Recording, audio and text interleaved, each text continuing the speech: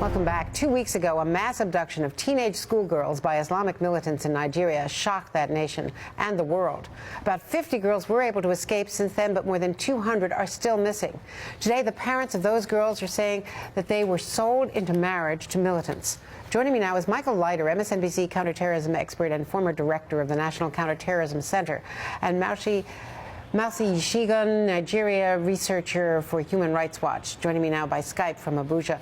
Thank you both very much. Michael, first to you, let's talk about Boko Haram, the group that is credited being held responsible for this horrific kidnapping and now selling these girls into slavery for a pittance.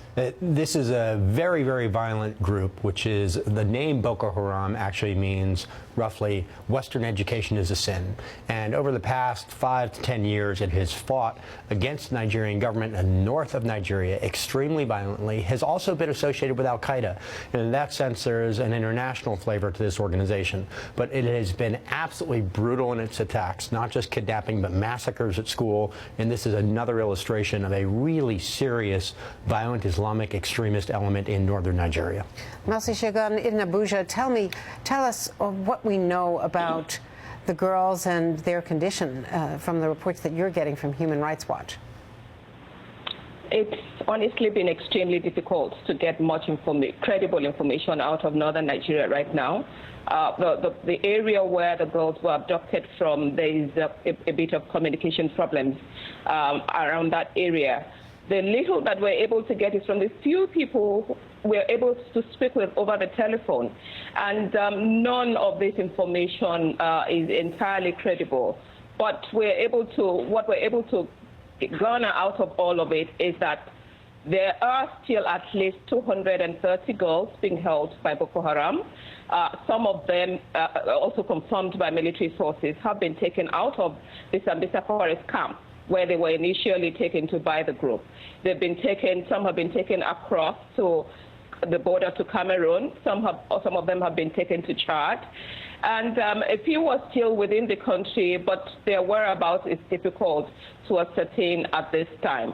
The identity of these girls have been held out of media reports for security reasons. The families are concerned. Some of the parents have spoken boldly, but would know very little about the girls, except that they were in the highest class of secondary school in Nigeria. They were writing their school leaving examinations. That was the reason why they were in school at all, because all the schools in Borno State had been closed until now.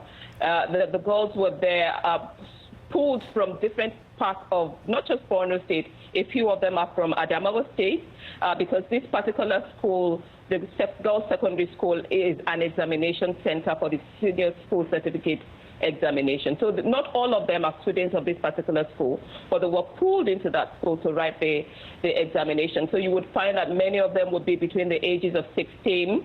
Maybe a few will be younger than that, but between 16 and 18 years old. And Michael Leiter, what about the Nigerian government? Doesn't the central government, I mean, this is not a poverty-stricken country. This is an oil-wealthy country with many international corporations there. Can't they provide security for their girls and women? And can't they move against Boko Haram? Well, it's very difficult in this part of the country. As you say, Nigeria is not poor. Enormous natural resources, huge numbers of Western energy companies there. It's the most populous nation in Africa by more than 155 million people. The problem is that the government's writ of authority is really relatively narrow, and they have problems in the south and the Nigerian Delta. They have problems in the north with Islamic extremists, and they can't control all these areas. And frankly, when they have, lots of their actions have been almost as ruthless as Boko Haram's. They have gone in with very little discretion, and they have killed lots of people too, fueling some of the radicalization that we've seen in the north over the past 5 years. Michael Leiter, thank you so much for your insight. Mausi Segun, thank you so much for joining us from Abuja by Skype. We really appreciate that as well.